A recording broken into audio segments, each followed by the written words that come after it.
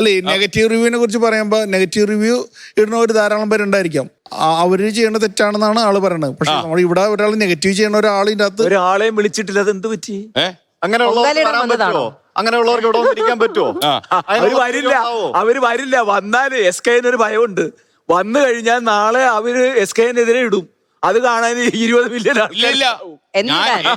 ഇപ്പൊ എന്നെ social media നന്നായിട്ട് ചീത്ത വിളിക്കുന്നുണ്ട്. ഒരു കുറവുണ്ട്. കൂടെ വന്നു കഴിഞ്ഞാൽ എന്റെ ഒരു ഈ സോഷ്യൽ മീഡിയ സജീവമാകുന്നതിന് മുമ്പേ മീഡിയ വന്നത് ഞാൻ. അതുകൊണ്ട് എനിക്കതൊരു ടെൻഷനില്ല എന്ന് പറഞ്ഞ് എനിക്ക് അവരുടെ വിരോധമൊന്നുമില്ല. കാര്യം അറിയോ, അത് അവർക്ക് പിന്നെ ഇതൊക്കെ ശീലാവും മെല്ലെ. അതായത് ശരിക്കും പറഞ്ഞു കഴിഞ്ഞാൽ ആദ്യമൊക്കെ സ്കൂളിലൊക്കെ പോകുന്ന സമയത്ത് ആദ്യത്തെ ഒരു അടി കിട്ടുമ്പോൾ വേദന ഉണ്ടാവും.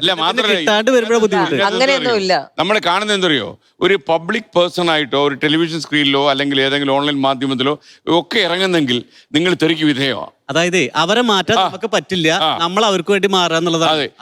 നമ്മൾ അവർക്ക് വേണ്ടി സമയം കളയാതിരിക്കുമെങ്കിൽ നല്ലതാ. അത്രേ ഉള്ളൂ.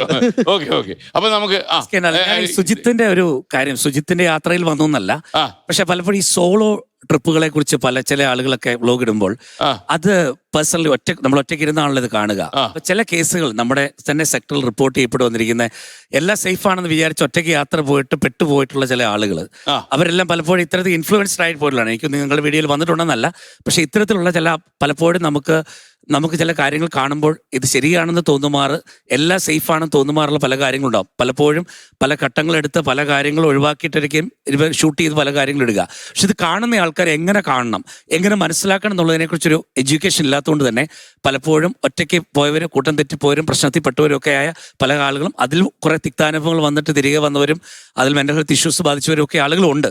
അപ്പോൾ ഏതൊരു കണ്ടന്റ് ആണെങ്കിൽ പോലും ആളുകളെ തീർച്ചയായിട്ടും വളരെ നെഗറ്റീവായി പുറപ്പെടരുത്.